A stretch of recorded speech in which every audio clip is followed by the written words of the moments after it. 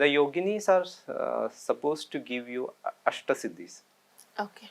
Ashta Siddhis. Actually, Siddhis can be anything, any number. But I told you, we always, our culture, we have a fascination with numbers. Right, 8, 9, 108, 64. So it is just that major Siddhis were grouped as 8. It is like Anima, Mahima, Lagima. Like, it's like you want somebody to get famous. If you want to get famous, so that means that he should be liked by everybody. So that is one Siddhi. I am telling in a very mellowed down manner. Okay. Suppose if you want to cause harm to somebody, that is another Siddhi. So like that, there are 8 Siddhis, and the Yoginis will actually empower the concept of the Yogini worship is to get these 8 powers. Okay.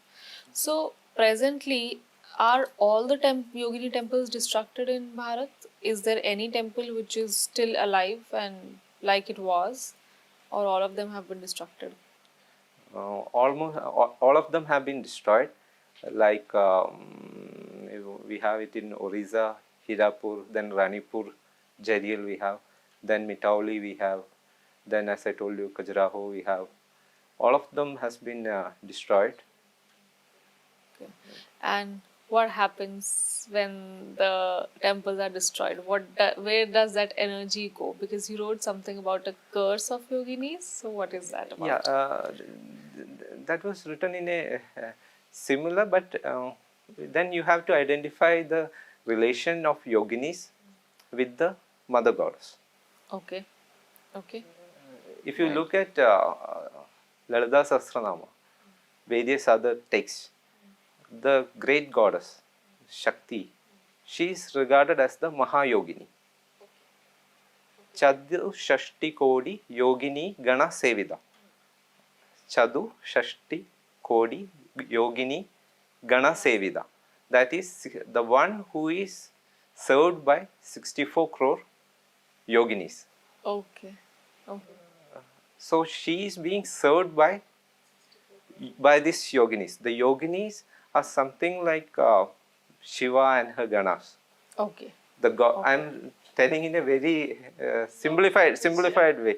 So wherever the goddesses reside in all her power, like when you see the Shakti beats, all the Shakti beats are very different.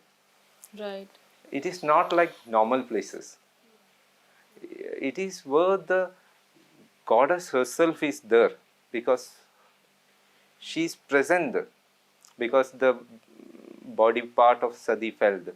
So in all these Shakti beats, the worship of yoginis are also essential, because she is there, the goddess herself is there, and the presence of yoginis are also there in all the Shakti beats. Other sites are also there, but the most important, as far as the Shakta Sampradaya is concerned, is the Shakti beats. So when these Shakti beats, what happened was that the kind of worship that should normally happen is the Kaula Sampradaya. Okay. The Shakta Sampradaya. Okay. The Kaula Sampradaya. So in this Sampradaya, what normally happens is that you worship the goddess. Correct. And also you worship the yoginis. And the yoginis of the Kaula, they are very fearsome, very ferocious, and it will be reflecting from the words, the names. Okay. Okay. Like just one example, there is Rudira Vaini. Okay, Rudra Vaini. Rudira Vaini. That is one who drinks blood. Blood. Rudira Vaini. Okay. So she drinks blood. Right. Right. Okay. Then there are names associated with corpse. Right. And like it goes, like there are no limits, okay, in this. So we have to just understand that as far as the established practice at the Shakti beats was the worship of the goddess and her yoginis. So they are very ferocious. And the kind of worship that should happen is to satisfy them. And that is why in most of the Shakti beads you will find the sacrifice rituals. And I can tell you that animal sacrifice is the most mellowed down of the Shakta rituals. Most mellowed down, especially when it comes to these yoginis and this uh, sampradaya. And, uh, and this is substitution. It reads some birds. It reads some birds. And the concept is that unless this is done, the yoginis and the goddesses, the proper worship will not be done. So what happened in various Shakti beads? I can take the example of even in Delhi. So if you talk to people associated with the Shakti beads for a long time, there was a time when all this worship used to happen at all these Shakti beads. Then it got stopped. We are not talking about few decades or few centuries, long back. Then what happens is that when this is stopped, then there's a lot of changes happens in that places. That suppose if we worship some deity, and these are not normal deities, they are very ferocious, very powerful deities. Yeah, so they, and the kind of nature you can imagine by the names. One who drinks blood, it's not like rivers. Right. You have to get blood from somewhere. Right. So that causes a lot of harm. Because that energy is now not moving. There's this. It's like they are not getting what they want. To get satisfied.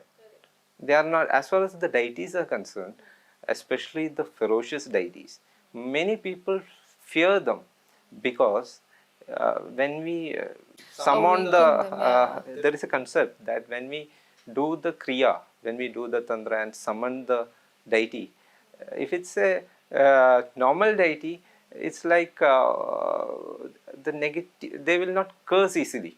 Correct. So when it becomes a very ferocious deity, there are only two options. Either we are summoning someone from some other place, parallel universe. Yeah. So that is the whole concept of this tantra and everything. So when the deity comes or when that energy comes, they either get satisfied by what we give and bless us, or they curse us. Correct. Okay. So it is not like I like milk, so I give milk. Suppose I should know whom I worship and I should give what they want. That is the concept. So when these changes happen, a lot of places we can see that everywhere, if we look at the history, everywhere this change happened, where the worship stopped, then bloodbath happened. There is a concept called as the curse of the Yoginis. It is mentioned in all the Kaula texts. And it is a concept. It is the most gruesome. It is something that there can't be anything further. Okay. So that is how it is more related to the Shakti beads, the worship that is happening there. And if the worship of the goddess doesn't happen properly, it's the yoginis that create a lot of troubles. And as far as India is concerned, we can see that there are a lot of Shakti beads where the kriyas, where the worship has been tampered with in the most very wrongful manner, and this has resulted in a kind of the entire country is going through a kind of a difficult situation. That was the whole concept which I mentioned by the curse of the yoginis. Okay, lot of things. Okay, one is that, so these yoginis, when people awaken them through the rituals and everything, what I understand it, even if it is for the tantras, it is nothing negative because we need a balanced energy on the earth, right? If we worship the normal deities a lot, we need to worship them also because that will create the balance of energies. This is what I understand. Second, when you say when we were invaded so brutally over the years, the Islamic colonization and then the British colonization, Was that the time when these temples were destructed? Because in that case, what were we supposed to do? I mean, we were being ourselves under the sword. So how would we save the temples? Yeah, that is a very natural thing to ask. So I will say two things over here. There is one is the type of worship you mentioned about, like balance and everything. So we'll come to the yoga. I will mention about the Yogini temple. There are three types of people as far as the worship is concerned. One is Pashu. It's the terms I will explain. Okay. Second is Veera, and the third is Divya. Three type of people from the purely the point of view of worship and rituals. And what is termed as Pashu is one who is bound by Pasha, bound by various ropes.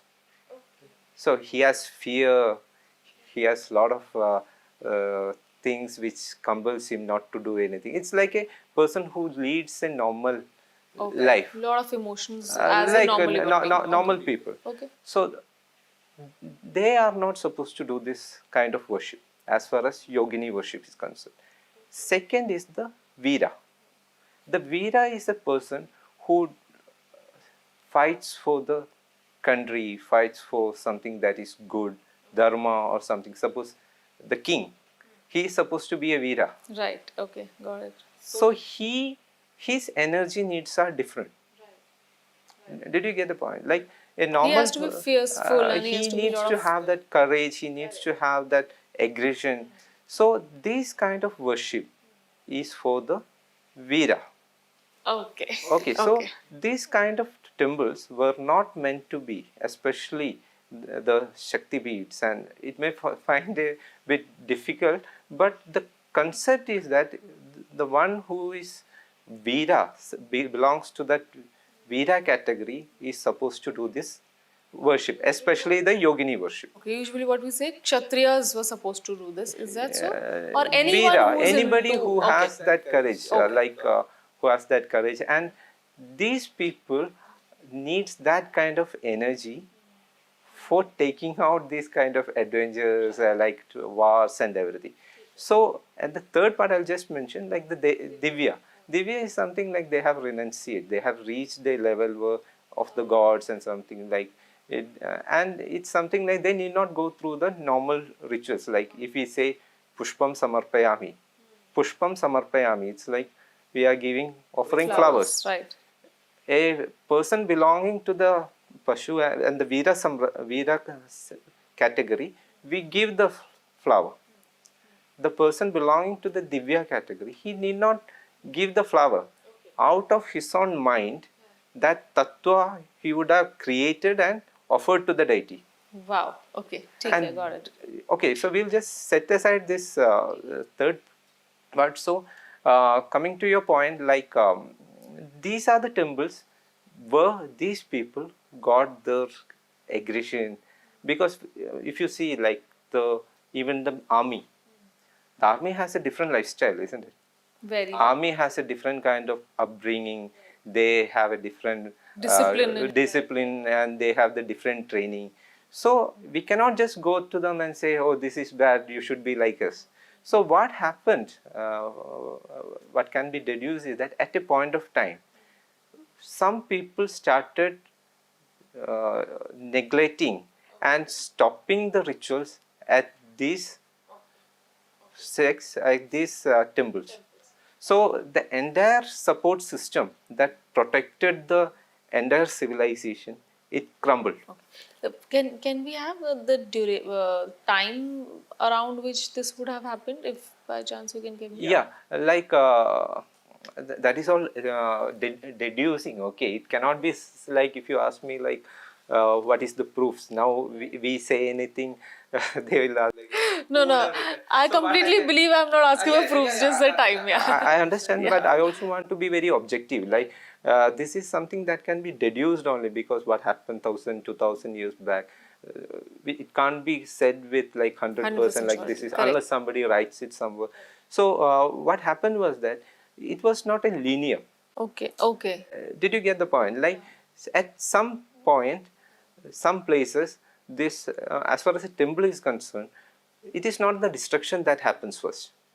It is the Worship will worship stop. Okay. gets corrupted first.